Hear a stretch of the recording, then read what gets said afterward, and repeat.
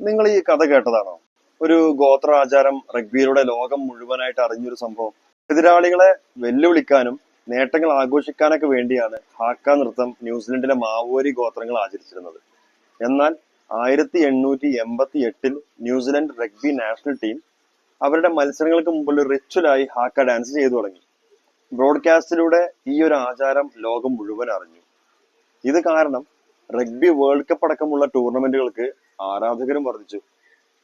സ്വന്തമെന്ന് അവർ കരുതുന്ന അവരുടെ ഡാൻസും അത് കൊണ്ടുവന്ന അവരുടെ പൂർവികരുടെയും മഹത്വത്തിന് ഒരു കോട്ടവും തട്ടാതെ പെർഫോം ചെയ്യാൻ അവർ കൂടുതൽ ശ്രദ്ധിച്ചു. കാരണം ഹാക്ക അപ്പോഴേക്കും ന്യൂസിലൻഡിന്റെ ഒരു ഐഡന്റിറ്റി ആയിട്ട് മാറിക്കഴിഞ്ഞു.